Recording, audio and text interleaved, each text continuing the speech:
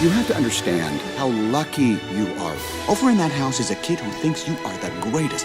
It's because you're a toy. You are his toy. It's about being there for your kid. Life's only worth living if you're being loved by a kid. This is what it's all about. To make a child happy. For infinity and beyond.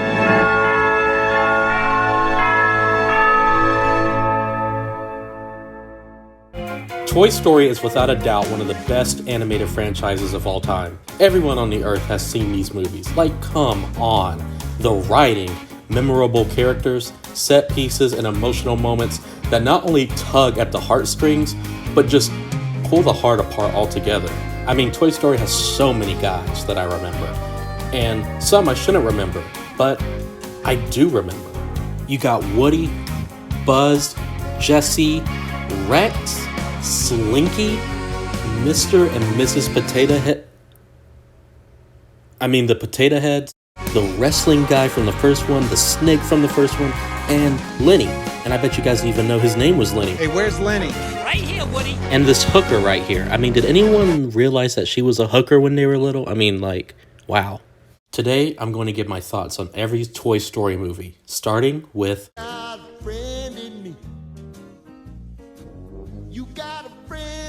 Toy Story is a masterpiece. However, it is my least favorite in the series simply because I have seen it way too many times, like way too many times. It's still pretty perfect though. I rewatched this movie recently and honestly it's funnier than I remember. Oh, Buzz, look, an alien! Where? Ah! Buzz, will you get up here and give me a hand? I alone have information that reveals this weapon's only weakness. And you, my friend, are responsible for delaying my rendezvous with Star Command. Bruh. You are a toy! I can get through this. Oh, I'm a sham! Oh, wow, you flew magnificently. I found my moving buddy. What do you say I get someone else to watch the sheep tonight? I'm just a couple of blocks away. Say, isn't that mistletoe? Mm-hmm. Ooh. Dirty hoe. If you haven't seen Toy Story, click off this video because I'm not going to give you the plot. You know how in Spider-Man Homecoming, it was the third version of Spider-Man on the big screen and they didn't do an origin story? That's because everyone knows his story. That's me with this video, basically. This is the least emotional out of all four of them, but when Buzz finds out that he's Got a flying toy. I mean, this moment is kind of depressing, especially with Randy Newman's song playing in the background, and Buzz tries to fly, but then he doesn't, and it's like...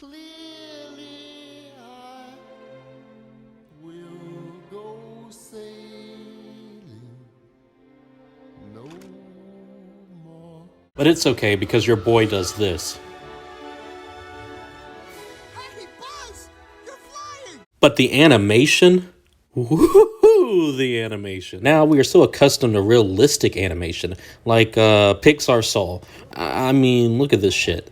But hey, back then, Toy Story's animation was like Soul, except no. And like, I don't know how they got away with this, but look at Andy's friends. They're all him. It was very expensive to make human models. And then there's Scud, Sid's dog. And honestly, this is the first thing you'll see when you go to hell. Now, don't tell anybody I told you this, but the animation budget was limited, yes, but watch very closely at this. Did you see that? See? You see? Well, you don't see it? Watch the eyes. They blink one at a time.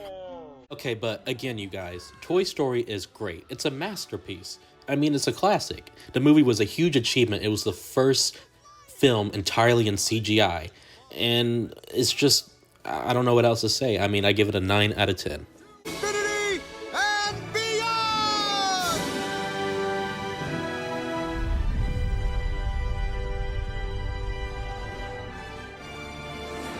Toy Story 2 is the best Toy Story. It's hard to pick which Toy Story is the best one since they're all so great, but I picked the second one because it's the most fun to watch for me. The theme of this Toy Story is what it means to be a toy to your specific kid, and it is crafted in such a magnificent, flawless way.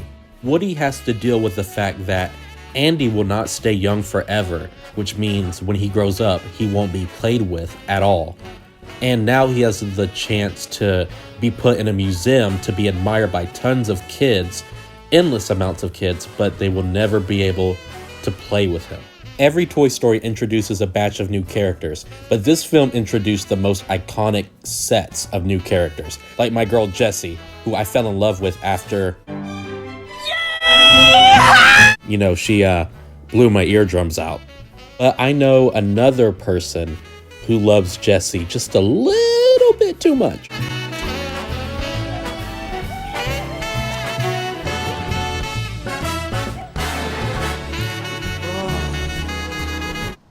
I'm touching myself tonight. In all seriousness, Jessie's backstory is absolutely touching and is the reason why I fell in love with the character. This movie has Pixar's first true tearjerker scene, and this is the film that paved the way for future Pixar films to have such deep emotional moments.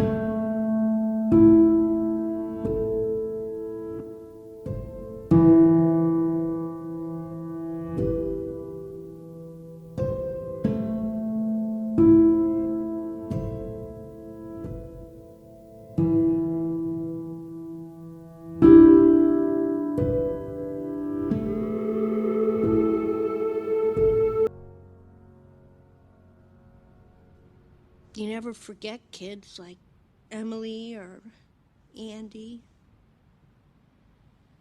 But they forget you. Are you crying?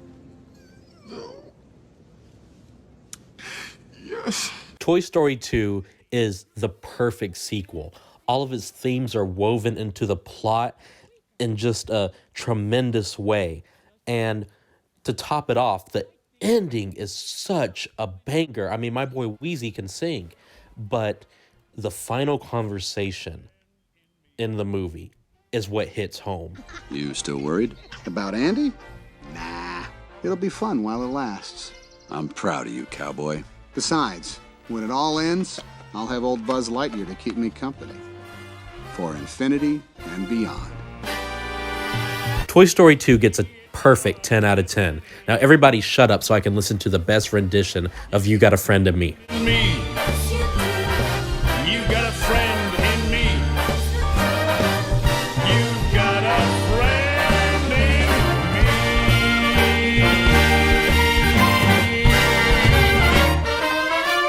me. Yeah. Toy Story 3 was released 11 years after the second movie, and honestly, this one has the best opening out of all 4 films. Money, money, money. Reach for the sky. You can't touch me, Sheriff. I brought my attack dog with a built-in force field. I brought my dinosaur who eats force field dog. A montage of Andy playing with his toys begins, but the ending of it hits the heart really hard. And as the years go by, a friendship will never die.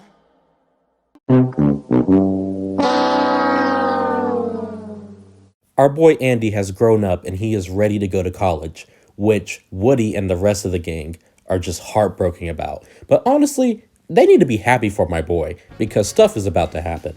He's going to get drunk. License and registration, please. What seems to be the officer problem? He's gonna party hard all the time. He might finally get laid. It's in. Oh my God, it's in. Those aren't even the good parts because you get to go to the fun lectures.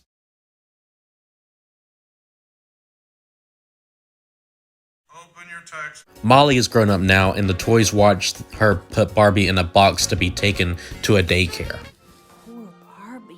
I get the Corvette. So the gang ends up at Sunnyside Daycare and they meet tons of new toys. One of these toys is just a sweet bear who is harmless and has no evil motives at all. First thing you gotta know about me, I'm a hugger. He's a bad guy, even when he's nice. Just because you've seen him show an ounce of vulnerability, do you think that means he has some secret heart of gold?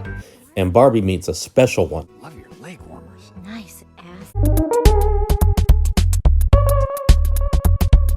Woody tries to get the gang to go back to Andy, even if they'll be in the attic, because he wants them to be loyal like him. But the toys just know that it's time to let Andy go because he's grown up. But Woody will not do that, of course, and Jesse gives him a hard reality check.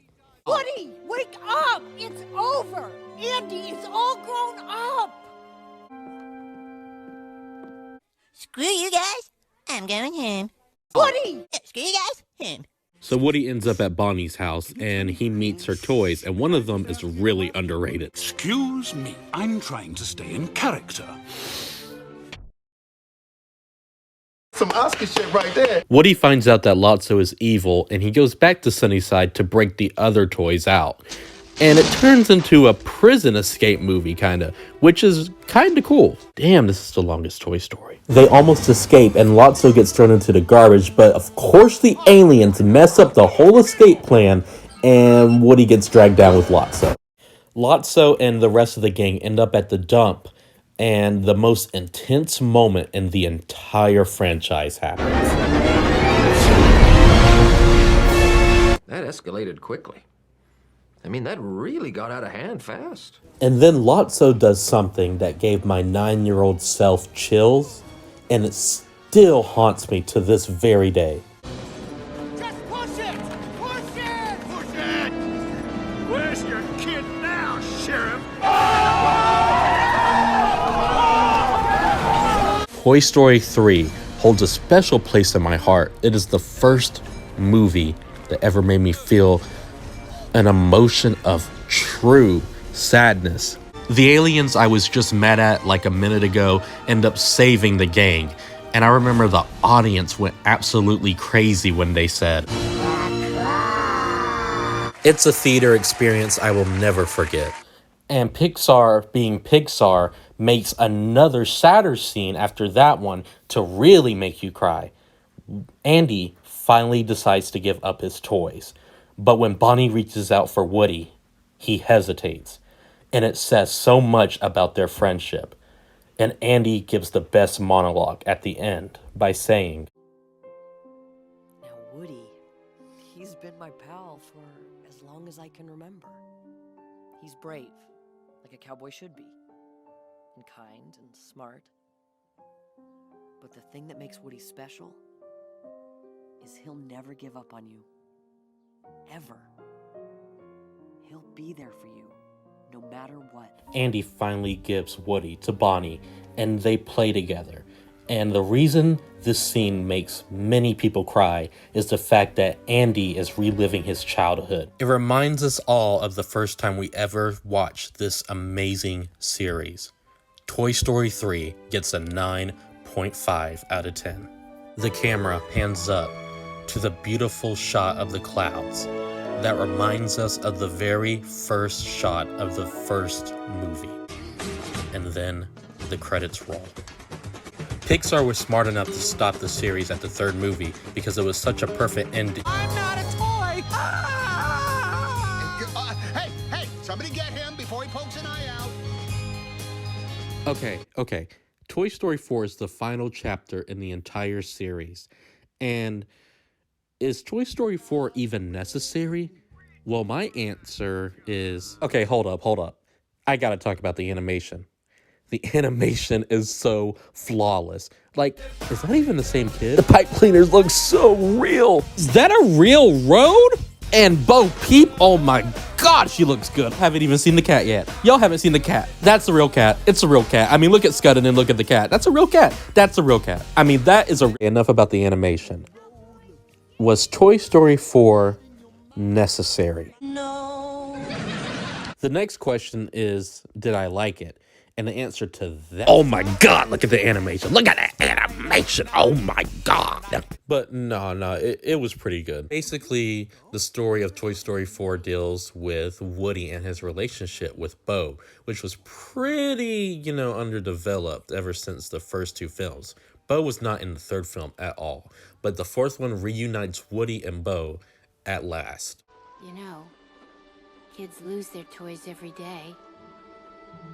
Sometimes they get left in the yard or put in the wrong box.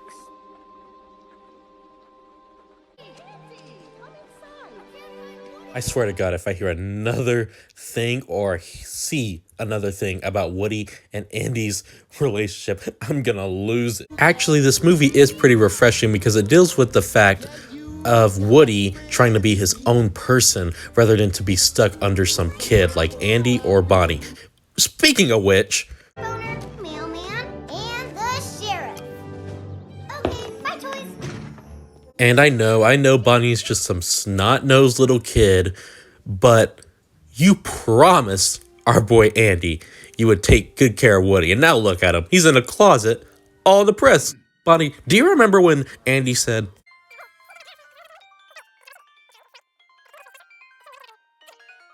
I mean, were you even listening at all? I think the problem with Toy Story 4 is they sidelined many of our beloved characters. Like Jessie. She ain't even in it. She's barely in it. But for every negative I have with Toy Story 4, there's an even better positive. Like we're introduced to the last great character of the Toy Story franchise. Forky, a suicidal spork. Trash? No. Toys. They're all toys. Trash. Woody and Bo Peep finally reunite at last, and she is the character to prove to Woody that you don't need a kid to be you. You can be your own person, whether if you're a toy or anyone. This writing choice was bold, but I really think Pixar pulled it off. Annabelle's sister, Gabby, is the most complex villain in the franchise yet. And she's honestly just the best villain of the entire franchise. She's the best villain. Her story is so filled with many layers, how she wants to be fixed to get some little girl's attention. And once she does get fixed, she thinks this will solve all of her problems. I'm Gabby, and I love you. Wow, you need to fix that. Woody, being the good character that he is, gives Gabby his voice box.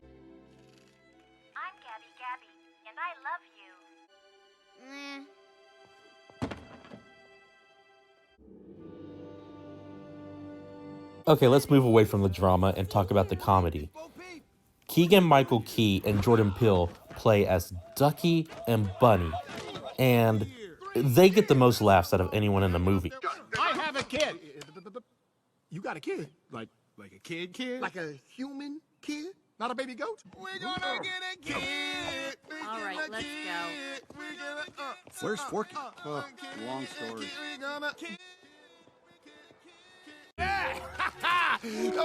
To infinity and my foot! And I think they might have the highest kill count out of any Pixar character. Where did you two come from? Let's see those faces!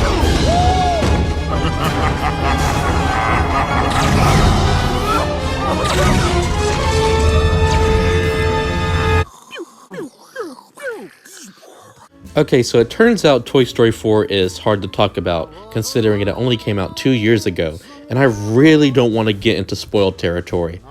Honestly, it's not as bad as people make it out to be. In fact, it is really good, especially with what they do with Woody's character arc, and it's just the most different out of all 4 films. I'm gonna give Toy Story 4 a 9 out of 10. Disney and Pixar have crafted a brilliant film franchise that will stay within our hearts forever. I think they ended it at a good note. Not the best note, but a good note. I mean, come on, Toy Story 3 was kind of pushing it. But Toy Story 4 is the final installment in the series. I promise you.